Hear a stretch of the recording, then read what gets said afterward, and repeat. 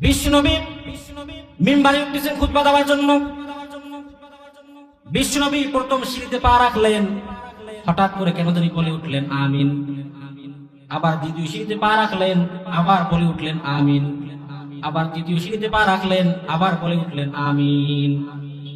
সাহাবায়ে কেরামরা জিজ্ঞেস করলেন, ইয়া রাসূলুল্লাহ, আপনি কেন জানি হঠাৎ হঠাৎ করে আমিন আমিন বলতেছেন?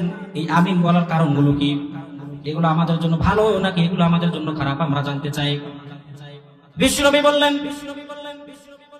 আমি যখন প্রথম সিঁড়িতে পা রাখলাম, ফেরেশতা আমার কানে কানে বললেন, ওই ব্যক্তি ধ্বংস হয়ে যাক, ওই ব্যক্তির উপর লানত, যে ব্যক্তি রমজান পাইলো কিন্তু তার গুনাহ মাফ করতে পারলো না। আমি বললাম আমিন। সামনে রমজান আসতেছে না? রমজান মাস গুনাহ মাফের মাস। রমজান পাওয়ার পরও যে ব্যক্তি গুনাহ মাফ করতে পারলো না, মালিকের পক্ষ থেকে তার উপর লানত। এরপর আবার বিশ্বনবী বললেন, দ্বিতীয় সিঁড়িতে যখন আমি পা রাখলাম, ফেরেশতা আমার কানে কানে বললেন, ওই ব্যক্তি ধ্বংস হয়ে যাক, ওই ব্যক্তির উপর লানত, যে ব্যক্তি আপনার নাম শুনলো কিন্তু দরুদ পাঠ করলো না। আমি বললাম আমিন।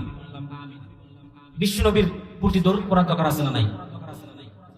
এরপর আবার বিশ্বনবী বললেন, আমি যখন 3 নাম্বার সিঁড়িতে পা রাখলাম, ফেরেশতা আমার কানে কানে বললেন, ওই ব্যক্তি ধ্বংস হয়ে যাক, ওই ব্যক্তির উপর লানত, যে ব্যক্তি বৃদ্ধ পিতামাতা পাইলো কিন্তু খিদমত করতে পারলো না, গুনাহ মাফ করতে পারলো না। আমি বললাম আমিন।